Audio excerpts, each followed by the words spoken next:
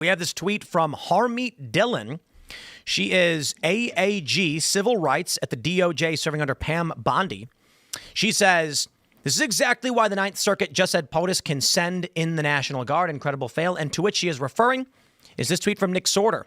Breaking, Portland police just provided cover to Antifa terrorists at ICE Portland who were beaming spotlights in DHS agents' eyes and shielding them from DHS. Portland police are literally aiding a terrorist group.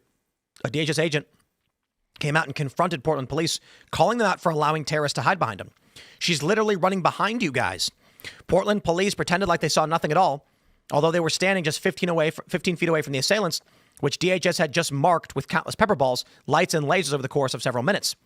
I was 3 times the distance away, and even I saw what was going on. Shameful. Something must be done with Portland police now. Let's roll tape. You can see for yourself.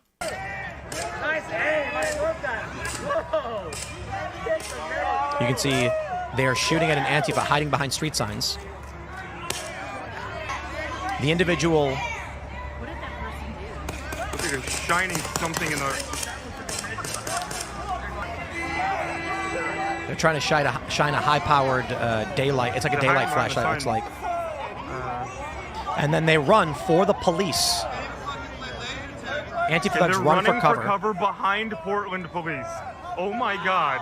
You've got to be kidding me. Light the police up with gas. And then look at this.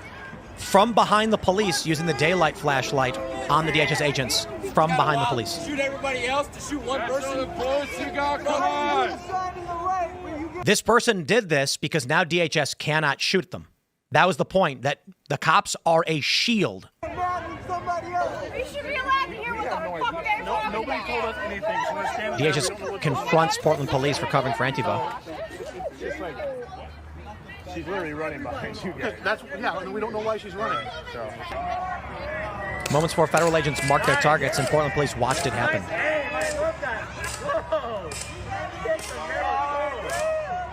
Portland police lied.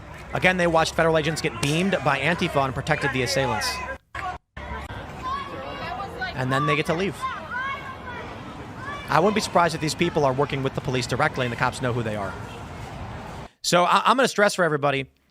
We go back years, and there was that video where a cop is seen, I think it's in Seattle. Let's check out. This is Field of Dreams. I'm sorry, Field of Greens. Here we go. Brick House, Field of Greens, real organic superfood. It's a drink mix. I know we all have, we have 2 ages. We have our actual age and our internal biological age. You know, Ian always talks about that, right? He claims he's younger than he is. What I didn't know is, me personally, I'm fairly certain my biological age is a little bit lower. I mean, because I drink a lot of healthy stuff. Obviously, I sleep right. We drink the Field of Greens. I mix it in my drinks when I'm skating. And my heart rate has a higher threshold than it should for someone my age. I'll just stress that. Because Americans eat so many processed foods and not enough fruits and veggies, many, perhaps most, are 10 plus years older on the inside than their actual age. They're taking time bombs. A major university study suggests how to slow aging and diffuse that biological time bomb. Participants slowed their aging by drinking Field of Greens. That's all. They didn't change their eating, drinking, or exercise, just Field of Greens. Each fruit and vegetable in Field of Greens was doctor selected for specific health benefits, cell health, heart, lungs, kidneys, metabolism, even healthy weight. I feel great knowing Field of Greens can slow how quickly I'm aging. And I encourage you to join me. Swap your untested fruit, vegetable, or green drink for Field of Greens while there's time. Check out fieldofgreens.com. Use promo code TIM. You can get up to 20% off. And I'll just mention this too. It's a strawberry lemonade. That's the one that I usually drink. Just watch the heart attack stream that I did when I was in Texas. My heart rate was at 188, and I am just about to turn 40 years old. So be healthy, guys. And he's like yelling at the protesters, "You win, I quit, I'm leaving." And there's another video where a guy is being attacked by Antifa, and the cops jump out of their vehicle and arrest the victim. This is not the first time it's happened. It won't be the last. We saw Nick Sorter, as well as other conservatives who were just on the ground filming, get arrested. And it's because Portland police are the same as Antifa. Now, where this goes, your guess is as good as mine. But I think most people are probably looking at, we're asking the obvious question. What happens when a police department is Antifa? Do you remember during COVID, but prior to COVID, people were like, oh, cops are like naturally right-leaning. There are guys. And then COVID hit, and who was enforcing all the lockdowns? Who was arresting everybody? It was the cops. Like, at the end of the day, these guys have jobs. They take direction from the top. whoever the top is, whether it's a lefty or not, and they carry out orders and they want to go home, they want to pay their bills, and they're going to do whatever is told to them. They're not going to hold honor to what police they would do. respond to pepper balls just like the protesters or rioters. During, maybe 5-10 years ago, the typical mentality of people on the right was back the blue no matter who. Then they started to discover around the George Floyd riots with COVID that many of these cops are communists. And I mean that somewhat derisively. Many of these cops are willing to march in lockstep with communist edict and shut down churches. And you had one instance where in New Jersey, a woman was forced to close her store by mandate. And so she started live streaming her store on her phone on Facebook. Cops showed up and said, stop streaming. She said, what are you talking about? I'm not even open. And they were like, you're trying to sell products. So it clearly wasn't about COVID lockdown. It was about shutting down commerce and economics. And the cops with smiles on their face did it. You had Attila's Gym. Local cops from that town were like, no, we're not going to shut it down. So they brought in other cops from outside and they said, we'll shut you down. Then all of a sudden, people started to drop the mentality of back the blue no matter who. Maybe some cops are bad people. Yeah, the back the blue thing, it's kind of a scam because they lean whatever they want to lean and they take direction from whoever's paying their salary, their payroll.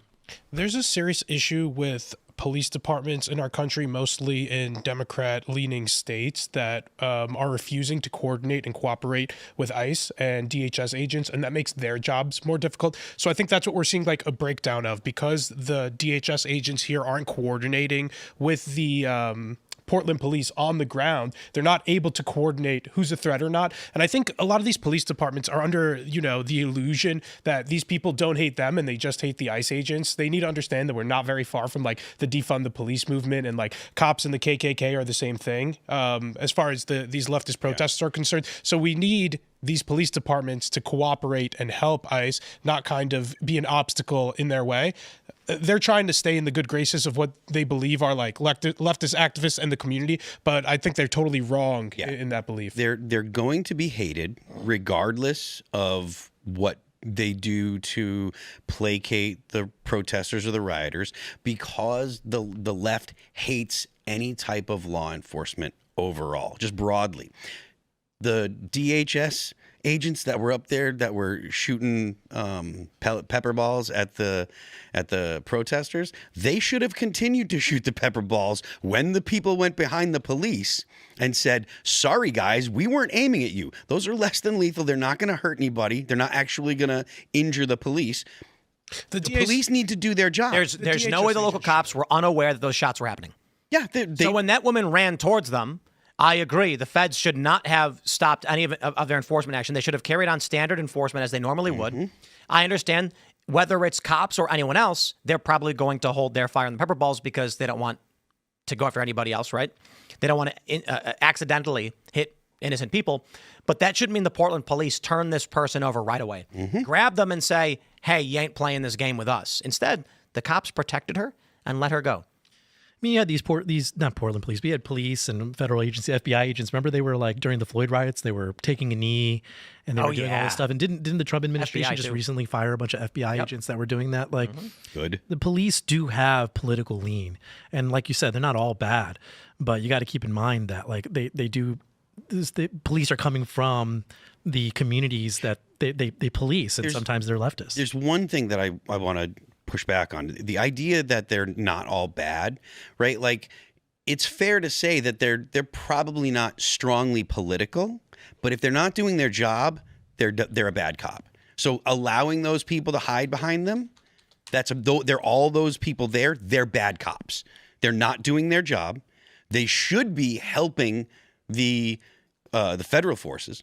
They should have wrapped those people up. So all of those people there, they're all bad cops. I believe they're by bad cop, I don't mean that they're corrupt or they're intentionally aiding, as in actively trying to do things to hinder what ICE is doing, but they're not helping ICE. Therefore, they're bad cops. I think they're directed to not coordinate too with ICE, these Portland officers. Yeah, and a video comes out and their leadership sees them coordinating with ICE, they're going to get fired or disciplined for sure.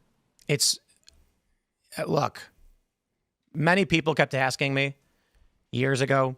How could there possibly be a civil war if there's no factions? And it's just like, you realize factions are created. So when you have police, this is this, you know, and maybe not, but is this the first time we've seen two different police jurisdictions clash with each other in any meaningful way? Now, don't get me wrong. I remember the National Guard and federal law enforcement in Texas. You had you had Texas State Guard and you had the feds under Biden fighting over The border stuff. Yeah, the border, the concertina wire. In the Trump administration, we now have something similar. Honestly, anybody in chat, were there any other moments we've seen this in the riots where like two different divisions of police were like at odds with each other like this? I don't recall ever seeing a local police force actually inhibit federal forces and aid and abet a criminal to escape. Yeah, I've never. This is how you get factions, because you have the federal government and the state government. And the state government, even the local cops, are saying no to the feds as if they are a different body. It used to be that they were like, we work together. State law enforcement and federal law enforcement would cooperate on things. I suppose the worst case scenario was that, like in the movies, the feds would come in and be like, step aside, it's our crime scene now. And they'd be like, you can't take this crime scene from me. Now it's like, I'm not stepping aside. Ma'am, you're free to go. Do something about it. What's the next phase? Those Portland cops looked very satisfied that those Antifa were directing their anger towards the DHS agents and not them. Insurrection Act. Yeah, that's literally what is on deck, or what the proper course.